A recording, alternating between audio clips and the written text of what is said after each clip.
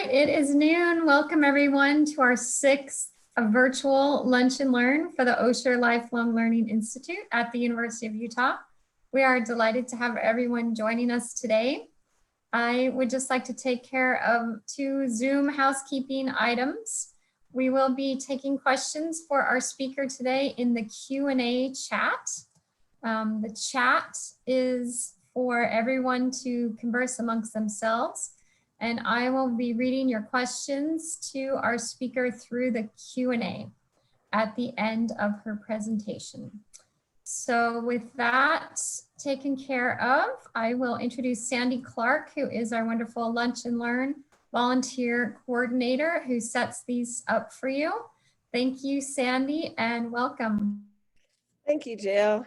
I'd like to thank everyone for joining us today. Sadly, but truly, this is our sixth one. We have one more Lunch and Learn next week, and that will conclude our fall semester Lunch and Learns. Both weeks, we're excited to have speakers on the Inland Port Authority. Inland Port Authority Jack Hedge will be our speaker next week, and he's the executive director. But today, we're very excited to have Deeda with us. She is a senior Utah field campaigner with the Utah Center for Biological Diversity. Before joining the center, Deeda worked for 10 years for the Southern Utah Wilderness Alliance, where she organized support for Utah's Red Rock Wilderness. Over a 30-year career as an activist and organizer in Utah, she has worked on a wide range of social justice, civil rights, and environmental issues. She also served a 4-year term on the Salt Lake City Council and was Chief of Staff and Communications Director in the administration of Salt Lake City Mayor Rocky Anderson. With this, I'd very much like to thank Deeda for being with us today, and I'd like to turn the time over to you, Deeda. Thank you. Thank you. Thanks, Sandy. Okay, so I have a slideshow presentation for you that hopefully will educate you about what the issues are associated with the proposed Utah Inland Port. And this picture that you're seeing on your screen right now is kind of a contrast. At the top, you see the land. It's a winter shot as it exists now. At the bottom of the screen, you see what an inland port can look like. Basically, a giant freight transfer facility. So here's another picture of the landscape that we're talking about.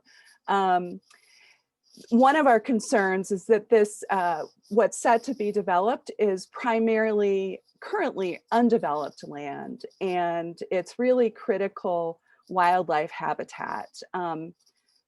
Great Salt Lake is a place that hosts migratory birds in the millions.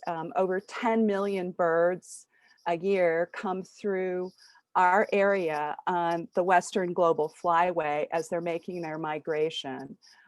We have over 300 species of birds represented, and with the impacts of climate change, there are fewer and fewer places for these birds to go. So this is really, really critical wildlife habitat that is undeveloped now that they're looking to develop. So I'll speak a little more to that as we move along with the presentation. But right now, the slide I'm showing you shows the development pressure that we're seeing all along the southern border of Great Salt Lake.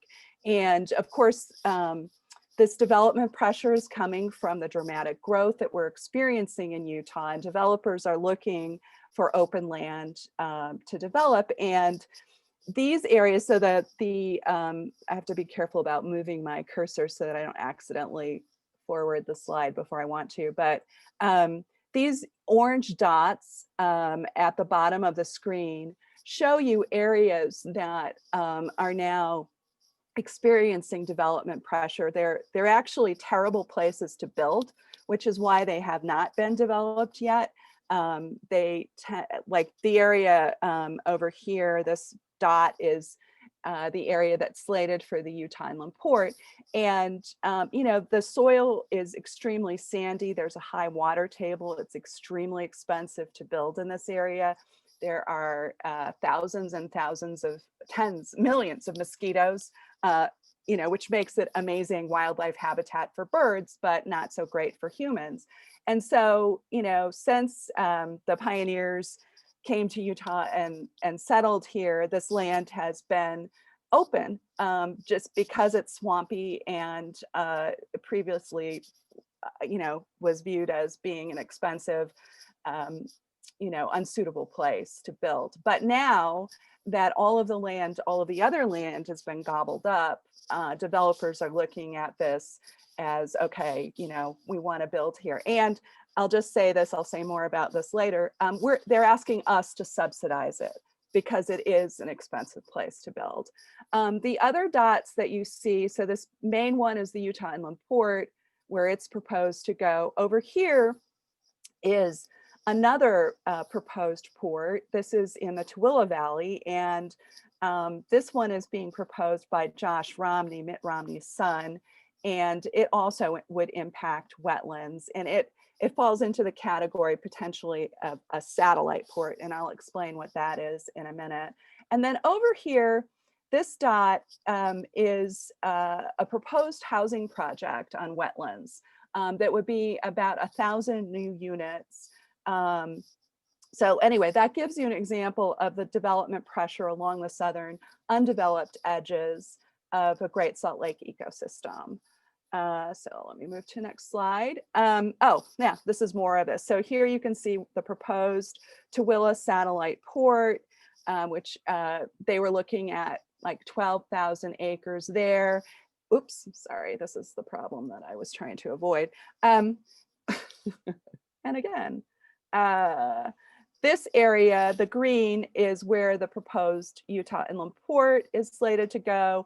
And then the square box above it is the housing project that I was talking about. So one of the concerns that we have is that all of this development pressure along the southern shores of Great Salt Lake really start to impact the wildlife habitat, the quality of water in the area, and can affect issues like water quantity. I don't know if people have been reading the newspaper lately, but there have been stories about how if we draw down the water level of Great Salt Lake too far, the sediment at the bottom of the lake, which is toxic from use of industrial pollution and other things, some of it's natural, will become airborne dust that will make our valley unlivable because it's toxic airborne dust. So that's a concern. Okay, let me move to slide 5. Oh, so here, this is a picture of marbled Godwits. They are one of the species of birds that uses Great Salt Lake. What conservation biologists are telling us is, oops, sorry, you guys, is that almost entire species of certain bird populations are using Great Salt Lake now. And the reason is that with climate change, other saline terminal lakes in the Western United States are drying up. And so Great Salt Lake really is the last best place for many of these bird populations. And you know, if we get it wrong, we could wipe out entire species of birds with this kind of development that's being proposed. Okay, so this is an up close shot of the area that is being considered for development as the Utah Inland Port. And if I can very carefully move my cursor. So the area north of I-80 is this undeveloped land that I was speaking of earlier. South of I-80, there already exists kind of an industrial development pattern, and we're a little bit less concerned with development in that area. What we're most concerned about is that this open space north of I-80 that's being proposed for development ends up destroying this wildlife habitat and creating enormous amounts of pollution. So, and then there's a strip, and you know, they kind of drew this map to accommodate the business interests of various property owners. And so that's why you have sort of an odd thing over here. This was drawn in because there's a Boeing facility over here, and they wanted to be able to give them a tax break. So to back up a little bit, the Utah Inland Port Authority was created in the 2018 session of the Utah legislature, and it was rushed through the second to last day of the session, fairly late at night, with very little debate. In fact, the legislators who represent this area didn't really even get to speak to the proposal. And at the time that it was proposed, Greg Hughes was the Speaker of the House, and he was really interested in creating a giant fossil fuel transloading facility here, as well as all of these, all sorts of warehouses. And the land authority over the land was taken out of the hands of Salt Lake City, because the vast majority of this green that you see is within Salt Lake City proper. There's a tiny little chunk over here that is Magna, and then there's a little chunk like over here that's West Valley City. But the vast majority of this, about 16,000 acres, is within the boundaries of Salt Lake City. So it was extremely controversial at the time because our legislature talks about the importance of local control, yet they do things like this where they completely take local control away from the local government. There is litigation that is now before the Utah Supreme Court over whether, filed by Salt Lake City, former Mayor Jackie Biskupski filed this litigation. And the issue, and what the city is saying, you inappropriately usurped our land use illegally. You usurped our land use authority, took control of this land. So we're waiting to hear what the Utah Supreme Court says about that. The pandemic has thrown a lot of things into the air, and so I think that we should hear soon, but it's not clear when we'll get a ruling from them. So then in 2019, the legislature expanded the authority of the Utah Inland Port to allow for satellite ports to be developed throughout the state. So this map that we're looking at of the state of Utah, that has, there are two of them side by side, that have the little circles. Those circles were drawn by county commissioners at a meeting that Envision Utah held in April of 2019. And these are places where rural county commissioners want to develop satellite ports. And these satellite ports are largely being conceived of as fossil fuel transloading facilities, so coal loadout facility, facilities where oil and natural gas get shipped, and also giant warehouse complexes. So that has made our task even more pressing because we are also concerned about what happens in rural Utah. And these communities will face the same kinds of consequences we're looking at in Salt Lake City if these things get developed. And again, all of this is subsidized by you, the taxpayer. Okay, moving on. So what is an inland port? This is a picture of the Inland Empire in California, which is essentially a giant inland port complex. Inland ports are really giant freight transloading facilities and warehouses. And so the Inland Empire in California is 152 million square feet of warehouse space, which is the same amount of warehouse space that is being proposed for Salt Lake City. And in California, the Inland Empire is a major source of their terrible air quality. So it's a major source of air pollution. In fact, the Inland Empire is also known as the diesel death zone because of the toxic air. So I submit to you, why in the world would we pollute our magnificent valley and replicate this kind of thing and put it in our backyard? It makes no sense. Now, if you listen to Jack Hedges' presentation next week, he'll say, oh, it's going to be a green port, don't worry. Well, there are no green ports in the country, and there really isn't the technology even to support green ports. And I'll talk a little more about that later. Here's another, here's another picture of an inland port. So one of the largest inland ports in the country is in Elwood, Illinois. And we've had extensive contact with people who are organizing around problems associated with it. One of the main problems that they face in it, well, so they face huge problems from truck traffic. Their communities, their little communities, are almost unlivable now because of all of these warehouses that are surrounding them.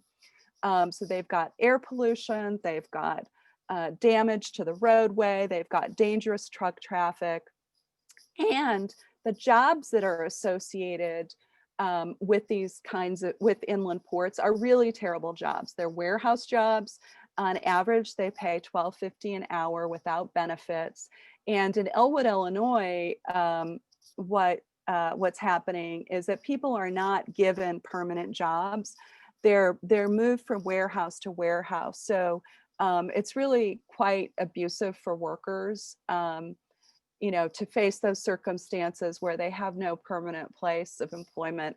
But it's a way to get around the requirements for health insurance and sick leave and vacation time, and to keep somebody as a temporary employee indefinitely. And the organizers working in Elwood, Illinois, call it perma-temping. So what we're seeing in the northwest quadrant of Salt Lake City, where this proposed port is going, is that there are warehouses being developed right now, not on a really huge scale yet, that if we don't stop them, that will happen. And they're Amazon warehouses, and they aren't great jobs. Okay, here is what a pretty picture sort of what they hope to build. So you can see, warehouse after warehouse after warehouse. And the problem, there are multiple problems with this kind of development. One problem that doesn't get talked about a lot is that when you develop open space in this way, I mean, not only are they destroying wetlands and wildlife habitat, but they're creating a massive urban heat island, which in this time of climate change is precisely what we don't want to do. Let's see. So here's, this is another map that shows what the developers are interested in doing. And one scenario was, and I think it's still out there, although we haven't heard a lot about it lately, is that this piece right here would become a giant rail yard. And the problems with rail are that the switcher engines that they use to move cargo around have to run 24/7, and they are intensely polluting, more polluting than individual diesel trucks. So then, in addition to that problem, just say, and even if they didn't build that giant rail yard, we have amazing expert volunteers who are working with our coalition, and analysis shows that we could be looking at as many as 70,000 new truck trips per day out of this area and 150,000 new automobile trips. And just imagine all of that traffic dumped onto I-80 and I-15 and into neighborhoods, and it's a recipe for disaster. and will cause significant problems for us. And if anyone tells you, oh, don't worry, there'll be electric trucks, that's not possible, because electric trucks, non-polluting trucks, do not exist in the numbers that that we're talking about with this. In fact, they don't really exist at this point. I mean, they're just basically testing them, but it's not a real thing yet. So what are the concerns? So the concerns about the proposed port relate to primarily pollution, so air pollution, water pollution, and issues with water quantity, noise pollution, light pollution, greenhouse gas emissions, and then the other set of concerns are around habitat loss and community impacts for the frontline communities that are closest to this area. So that would be West Valley City, Kearns, Taylorsville, the west side of Salt Lake City, and Magna. All will feel really intense impacts from all of this pollution and traffic, although the entire Salt Lake Valley and really northern Utah will be affected as well. So let's talk about air pollution for a minute. So Utah, as I'm sure you know, northern Utah has really significant air pollution problems. In fact, we failed to meet federal air quality standards. And the proposed port will only make that problem worse, and will negate any progress that we've made so far.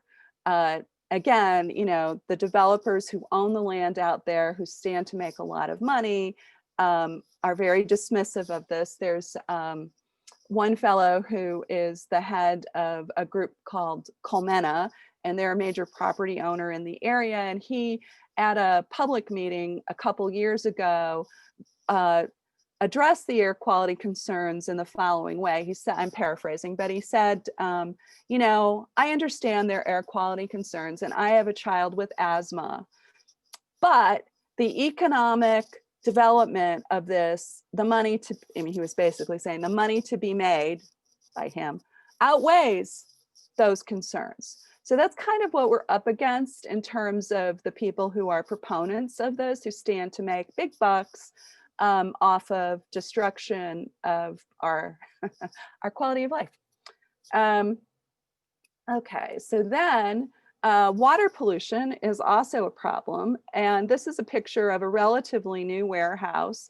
And the pit that you see behind it is the detention basin that they're using to control stormwater runoff. So when it rains on hard surfaces like asphalt, the water collects and has to go somewhere. And usually if it's on asphalt, it's collecting all kinds of pollution, you know, stuff that comes out of our cars and other things. It's not clean water.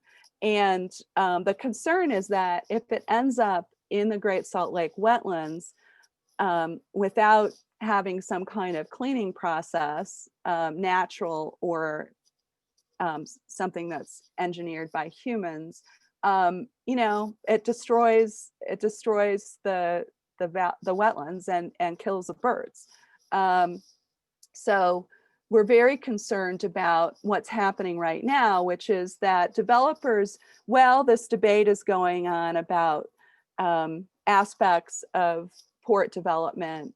There are some developers who are just sneaking in through the middle and building things, and they're not building to any kind of environmental standard that's sustainable.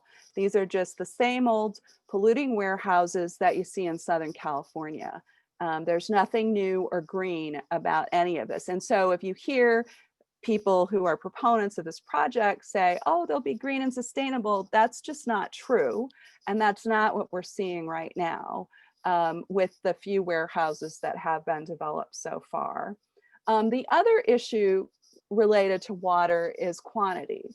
So Great Salt Lake is at an all-time low level, and the aquifer that lies under this area is not in robust good health. And we're hearing that there are proposals from entities that want to build out here like intensive water users, like bottling plants, server farms, those kinds of things, and they will draw down the aquifer and potentially de-water this area, which again means the wetlands dry up. The bird habitat is completely lost. We will then have even more problems with airborne dust, and potentially, seeing Great Salt Lake water levels go even lower than they are right now. Here's a map of the wetlands that are in the area, and all the colored parts of it show where they are. And so they're over here, there's what's called the Inland Sea Shorebird Reserve, which is managed by Rio Tinto / Kennecott Utah Copper. And it's their wetland mitigation bank. They have destroyed so many wetlands in our valley. The United States Army Corps of Engineers requires that they replace those wetlands, that they mitigate if they destroy wetlands. And so they created the Inland Sea Shorebird Reserve for that purpose, not because they're especially good people. And over here is the Gilmore Audubon Sanctuary, which is really critical bird habitat. And then over here are the duck clubs. So there are a lot of duck hunters that have created wetlands for their duck hunting. And these are actually very important wildlife habitats as well. And so, and then in here, you can see where wetlands exist. And the kind of development that the developers want to do, row upon row of warehouses, really will destroy these wetlands. Okay, let's see. So greenhouse gas emissions, this is another issue. This is a picture of the Port of LA. Jack Hedge, the director of the Utah Inland Port Authority, previously worked for the Port of LA, which is one of the major sources of pollution in Southern California. And actually they're talking about retrofitting themselves but that will cost $14 billion. So the greenhouse gas emissions from an inland port or a seaport are enormous. And we're hoping to get some analysis of what they actually are, which costs money. And we're a mostly volunteer-driven coalition. Stop the Polluting Port Coalition is. So we don't have those at the those numbers right now, but we know from this example that we're talking potentially about huge carbon emissions from something like this. Even building on green space creates greenhouse gas emissions. And it's a huge concern. And interestingly, Salt Lake City has a plan to become net zero. I always forget the date, by 2040, I think, might be earlier than that. But this kind of thing totally blows that out of the water. Also, there was a consortium of leaders, including Mr. Hedge, who signed on to a nice statement about how we want to reduce our carbon emissions. And it's really ironic because he's set to he's the head of creating the greatest carbon bomb we've seen in recent years with this project. So then let's talk about the community impacts. This is a picture of Meadowlark Elementary School, which is right up against the boundary of the proposed port. And there have been some really powerful and concerning newspaper stories recently about interviewing the folks with the Salt Lake City School District about what happens with bad air and their students. And there was a study done recently that showed that absenteeism rises with pollution. And they're deeply concerned that the pollution created by this proposed port will make that situation even worse, harming the well-being of these young children that are in the school that is, it's on I-15 right against the boundary of the port. The other the other issues are that certainly for the west side of Salt Lake City, where we have our most diverse population, and also not not the wealthiest part of our city, that they're going to suffer the most harmful direct impacts from the pollution in the port. They will, they'll suffer the consequences of noise pollution, light pollution, obviously the air pollution, and increased amounts of truck traffic in their communities, and the road destruction. Like, these big trucks destroy roads really quickly because they're so heavy. So there's huge concern in those communities about the impact of the proposed port, and there really has not been done, the Port Authority has done a very terrible job of engaging communities and answering questions. They produced a strategic business plan, which earlier had been pitched to us as the thing that was going to answer all of our hard questions. And in the strategic business plan, they basically acknowledged that all of our concerns are valid. So there was that, but then they disavow any like responsibility or authority for addressing any of those things, and say, well, we're just really an entity that's going to hand out money to developers, and we don't have any control over this. So when you hear Utah Inland Port Authority, I guess you can really think of it as the piggy bank. And they're really saying that there isn't, it was sad, there isn't much they can do. Although in the same breath, Jack Hedge will say also, it's going to be green, it's going to be green. Not clear how they intend to do that. There are no specifics and there are no assurances. And also, Mr. Hedge is quite, and what he says, his rhetoric is quite different from what you hear from the Utah legislators, who are the power on the Utah Inland Port Authority board. So when the legislature passed the legislation, they created a Utah Inland Port Authority and defined who would be on the board. And it is a board that's heavily dominated by legislative leaders.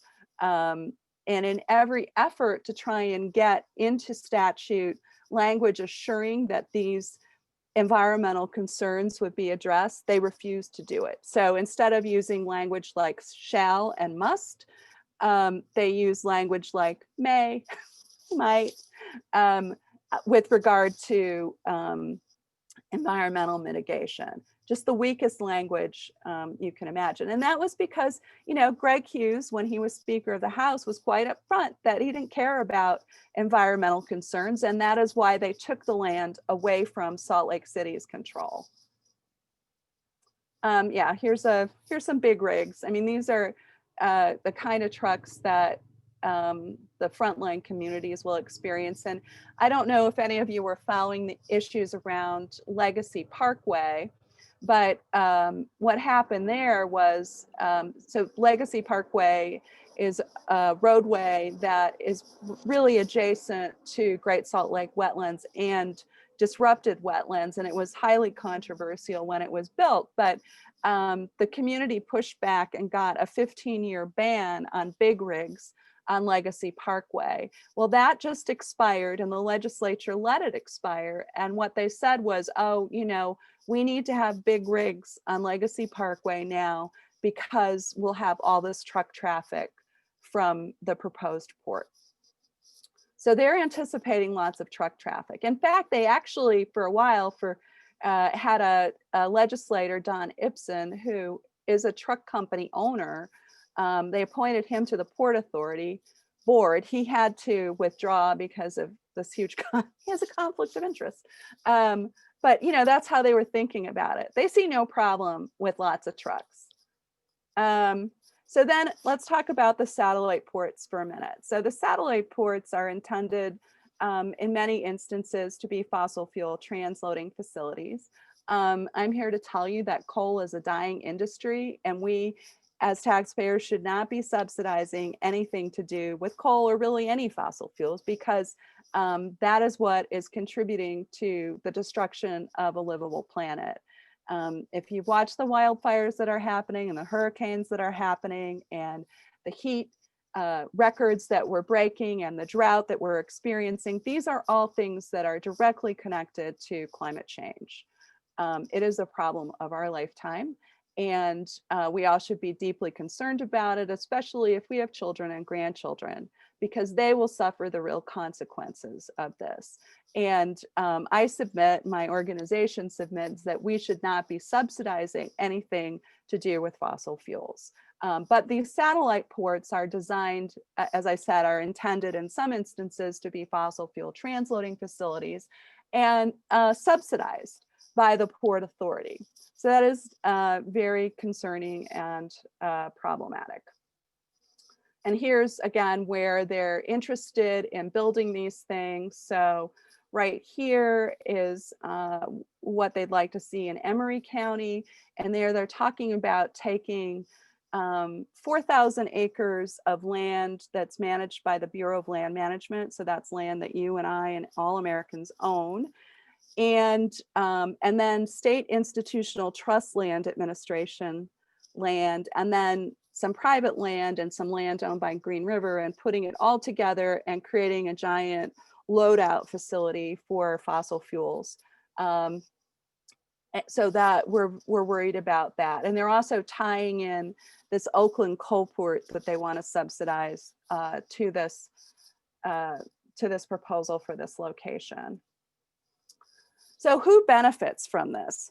Well, Rio Tinto is one of the major property owners in the area, and they will definitely benefit. The other property owner is the Colmena Group, Wadsworth Construction. There's a consortium of developers and builders that are tied to the legislature that also own a huge chunk of land. So it's actually not a lot of different landowners. It's a few big entities that have lots of sway with the legislature, and they're going to get rich off of this, and we're going to pay for it. Okay, so what are we doing? So we developed a coalition early on in 2018 when the legislature passed this terrible bill. We were right there fighting against it. And since that time, we've only grown stronger. Trying to remember how many coalition partners we have. I think we're up to 20. And so we are in partnership with Great Salt Lake Audubon, Utah Physicians for a Healthy Environment, the Sierra Club, all of the West Side community councils, the West Side Coalition, and a number of other groups that I'm blanking on. But you can go to our webpage, stopthepollutingport.org. Oh, the League of Women Voters is involved, and see this list of coalition partners. And we've been working steadily since 2018 to educate the public about the harms from this proposal. So this is Heather Dove, who's the president of Great Salt Lake Audubon. She's at a press conference that we held at the legislature just this was in January of 2020. And she is speaking at this press conference where we released a report that we wrote that you can read. It's online on our webpage that documents with specificity all the different kinds of harms that I just described to you.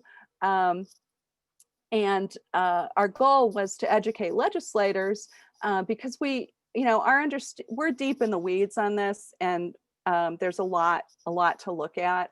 But even legislators don't really fully understand all the specifics, because there are a lot of powerful cheerleaders for this project who are like, economic development, it's gonna make us all rich, which is not true, and they minimize the harm. And if you listen to these people, like when you hear Jack Hedge, he is a great salesman, and he makes over $200,000 a year. So he's a well-paid great salesman. Really, he's a nice guy, but he's selling something. I am not selling anything. I'm doing this because I care about whether my kids are going to be able to breathe the air. That's one of the reasons. And whether these amazing birds are going to be able to continue to exist and whether we're going to have a livable planet. People in our coalition are not in it for the money. We're in it because we love this place. We live in one of the most amazing, beautiful states in the nation, and we should be doing everything in our power to defend that beauty and livability. So we have a great coalition. We meet every week on Zoom, just like this, 7 o'clock every week. And if you're interested in joining us, you can go to our webpage under the events tab. Our this week meeting is not up yet. I have to put it up today, but and just click on the link and you'll hear about what we're up to. So, oh, here's we hosted a rally at the legislature last year, and we had really bad luck. It was a blizzard. We were like, oh, no one's going to show up. Over 200 people showed up, even in these like horrible blizzard-like conditions, which I think shows the passion that people who are the volunteers who are working with us have about what's at stake here with this issue.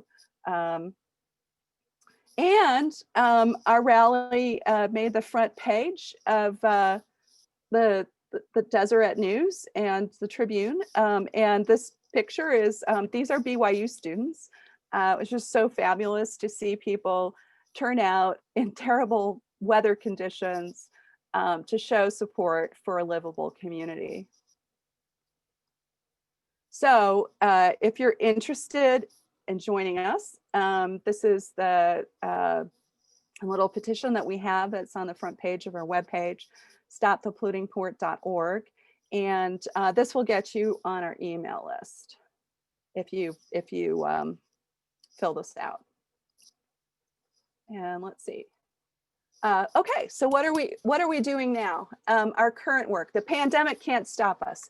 We've been meeting every week on Thursdays since everything shut down in March. So I calculated the number of volunteer hours that people have put in on Zoom meetings, and this doesn't even fully capture it, but it's like 1,222 volunteer hours. It's amazing. And then we have broken up into teams. So we have teams of volunteers, and they're having team Zoom meetings. So we have a group that has been investigating the property owners. We created a sign-on letter to Rio Tinto because Rio Tinto does not need this development. They're already the second largest mining corporation in the world, and they're very wealthy, and they could put this land into a conservation easement and protect it, and it would be fine and very good for us. And so we researched the harm that Kennecott Utah Copper / Rio Tinto has already done to our environment. And I was surprised. I didn't realize they've done quite a bit of damage already. And then asked that they stop and that they conserve this land. So we had something like 26 organizations sign on to the letter, and over 700 individuals, and we released it at a press conference a few months ago, on Zoom, for my first ever virtual press conference, and it got good attention. Now what we're hearing is a rumor that Rio Tinto has sold the land, although we can't confirm that. So we're still pushing the property owners to protect the land instead of developing it. So that's one team we have. We also have a team that's looking at the specifics of these satellite port proposals, and that group meets weekly. And we're now engaging in some rural outreach around that. We also have a wetlands / water team that's looking at the impact to water quality and quantity. And we have a volunteer attorney that we're working with who submitted several Freedom of Information Act requests to the United States Army Corps of Engineers, because they're the entity that issues permits to developers who want to destroy wetlands. So we're looking at legal hooks, and we think we have some, so we're not afraid of litigation, and we will sue. and it looks like maybe that's something that's going to be sooner rather than later. But these developers have to secure permits for certain kinds of things that they want to do, and that they're going to have to go through processes defined by the National Environmental Policy Act. So the Wetlands and Water team is looking at all of that. And we're also in conversation with Salt Lake City. So last year in 2019, a fellow named Dan Dugan, who is now a Salt Lake City council member, ran against a sitting Salt Lake City council member who had been a supporter of the port. And Dan Dugan ran on a platform of kind of stop the port, and he won. And so he is our champion now on the Salt Lake City Council.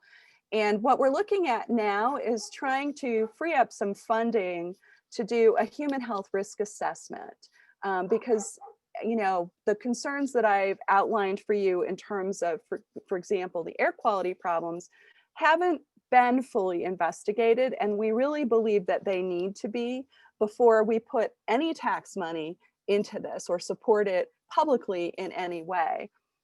So we think that human health risk assessment that involves air quality modeling would cost maybe around $20,000. And what we would do is hire an expert air quality modeler and get real data so that we can be making decisions that are data-driven, policy decisions, not speculation by the Port Authority director. And then at the bottom is the address for our website. So that is the end of my slides, and I am open to take questions if you have any. Thank you so much, Deeda. We do have some questions in our Q&A. First of all, from PBS Utah broadcasters, thank you for this informative presentation. Next week, we have the opportunity to hear counterpoints to the inland port from Jack Hedge. How can we best remain informed on the status of the project, and how can we support the efforts of the Center for Biological Diversity? Well, joining our Thursday night calls is a good way to stay informed. So again, that's going to stopthepollutingport.org, and under the events tab, there's a link to our weekly Zoom call. The Port Authority has now gone to a more restricted schedule of public meetings. I believe their next meeting is in December. I don't have the date at the top of my head, but they have quarterly meetings. That is also a good way to get information about what they're up to. So I would say those are the primary ways. And then also getting on our email list, because we're in regular communication with people who have expressed interest in this issue. It is one of the biggest and most critical, biggest development projects. This and the Point of the Mountain project are really big. And this one has really huge consequences for our community. So I would urge people to stay apprised of what's happening. Thank you for those answers.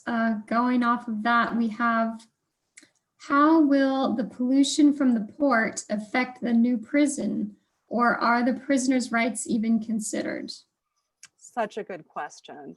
And thank you for asking that, because I did not talk about the prison. We are deeply concerned about the health of the prisoners, the health of the volunteers that work at the prison, and the staff at the prison.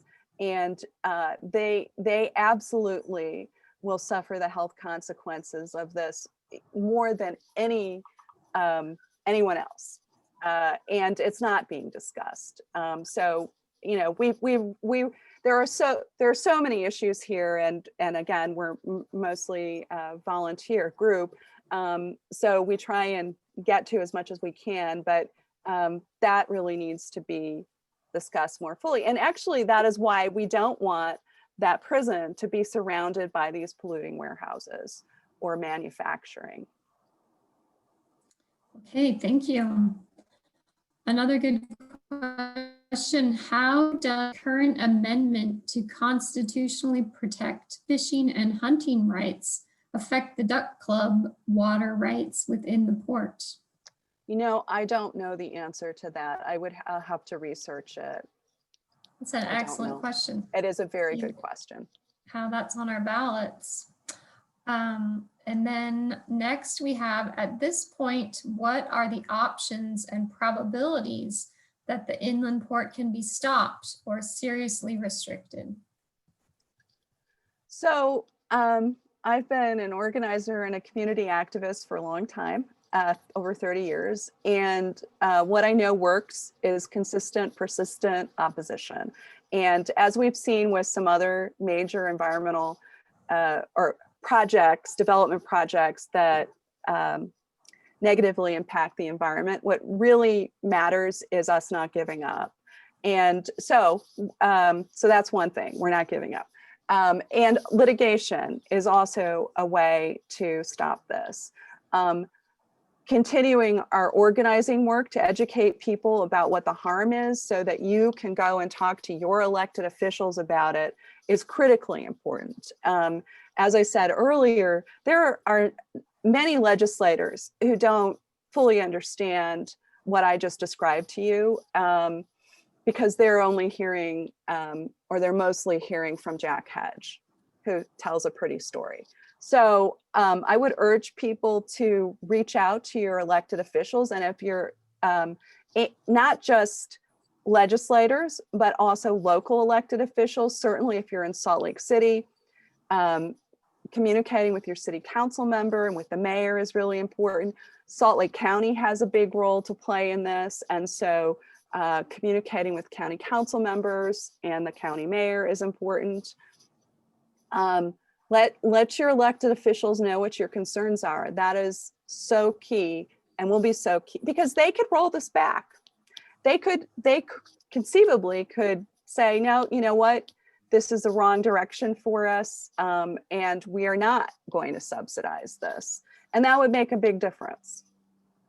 I mean, it would help to stop it, basically. The other thing is we heard this from the representative from Rio Tinto, who I just heard is now working. He left Rio Tinto and he's now working for this other entity, the Colmena Group, that, you know, the negative publicity around this makes other investors, private investors, maybe shy about wanting to put their money into this. Because one of the things that you'll hear from Jack Hedge is that they're hoping that the businesses that locate in this area are sustainable businesses. Well, what business that wants to appear to be environmentally sensitive and green is going to want to locate in a place where the local community is saying, look, you're going to pollute and destroy critical wildlife habitat and our quality of life. So that's another strategy. Okay, great answers. Thank you. A follow-up to that question is, what happens if the Salt Lake City suit succeeds or fails? Is there a chance of appeal on either outcome? No. So this is the appeal process that we're in right now. So the suit went before a judge who ruled in favor of the Port Authority in a poorly worded opinion that had spelling mistakes in it. And now the appeal has gone to the Utah Supreme Court. So whatever they decide is what we will live with. If they decide that the land was improperly taken by that the land use authority of the city was usurped by the Port Authority, then the Port Authority may cease to exist, and that would be very good for us. If it's decided the other way, we'll live with it because, as I mentioned earlier, we have other options for litigation. Okay, great. Here's a good question. Are there alternative possible sites away from the large populated areas that are a viable option to build the port? Is that an alternative? So that's kind of what the satellite port proponents are talking about in a way. If you listen to some of the rural county commissioners now, they'll say, well, we know those people in Salt Lake don't want this, but we want it. And the problem is that it's not being presented as this or that. It's being presented as all of it. So for example, Josh Romney, who is a developer and Senator Romney's son, argues for the Tooele site that it's a better location, but I think that's a huge question, because that airshed, the Tooele Valley airshed, connects to our airshed, so the pollution is still a factor. So the answer to that question is kind of depends. Okay.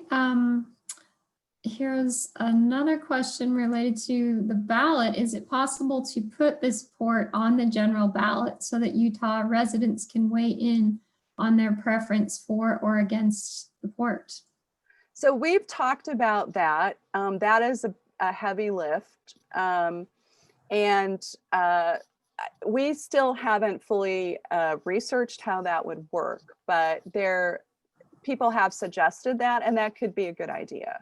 Although, as I'm sure everyone knows, ballot initiative is a lot of work, and then after what happened with the last batch of ballot initiatives where the legislature undermined them anyway, I mean, there's a concern about that. But that is on our list of things to pursue. Okay, great. Here's a great question too. We will have a chance to question Mr. Hedge next week. What would you recommend as the most effective questions to ask? I would ask, push on specifics, because he talks about how it's going to be a green port. How does he imagine that happening? And here's the thing. So he might say, well, it's all going to be electrified. And actually, I don't think he can say that, but he might say it. But that means that energy is being generated somewhere else. Is it being generated at a coal plant? Because that's, there's still pollution that's being generated as a result of this development. I would ask him about what happens to the wetlands. How can they assure that they'll be protected?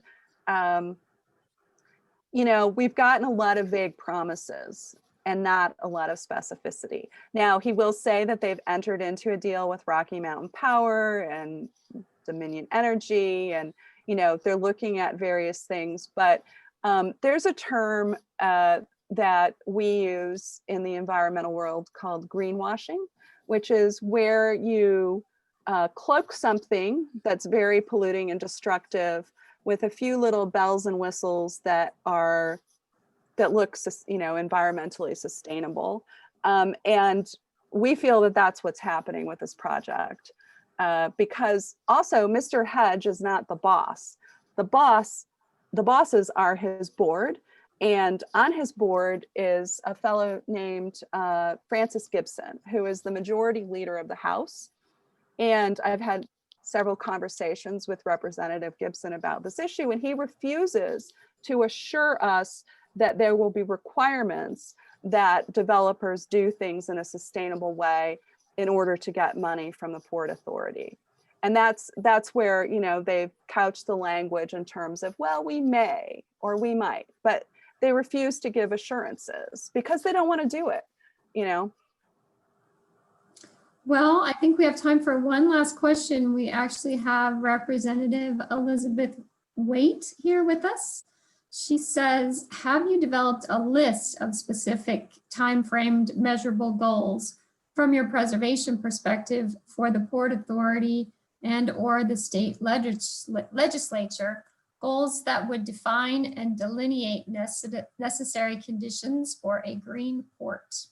So that is the process that we're entering into right now with this modeling that I was talking about earlier. So starting with a human health risk assessment that looks at air quality modeling, that's one piece. And then we need modeling on other pieces as well. So we need some modeling that looks at what happens to these critical wetlands. We need to look at what happens to noise and light pollution. Senator Escamilla, her district is in the port area, last year passed legislation that requires baseline monitoring of what air quality is now. She tried to get noise and light pollution in it, and Representative Gibson nixed that. But she also has some water quality analysis. So that will give us baseline information, which is good. But what we also need to see is like, okay, what happens if we end up building a full-fledged, inland empire, 152 million square feet of warehouse space. And that is the information then that helps us understand, like, if you were going to mitigate some of the harms, how would you do it? The Port Authority is resistant to this because they know the answers aren't going to be good. But that's what we need. Okay, well, thank you so much for your time that you spent with us today, Deeda, and for your answers. And thanks everyone for your great questions. We look forward to seeing you next week when we hear the other side of the story. And we thank you for bringing this issue before our membership. Thanks for inviting me. Hey, our pleasure. Come back anytime. Take care. Thank you. Thanks, Sandy. Thanks to Sandy for setting it up. All right, everybody. We'll see you hopefully next week. And you're welcome to join us, Deeda. Thanks. Okay, thank you. It's your 1 o'clock meeting. Hey, Bye Jill. now. Yes. Put me the connect for the CC, will you? So we can You talk. betcha. Alrighty, thanks. You got it. See Bye-bye. you in a bit.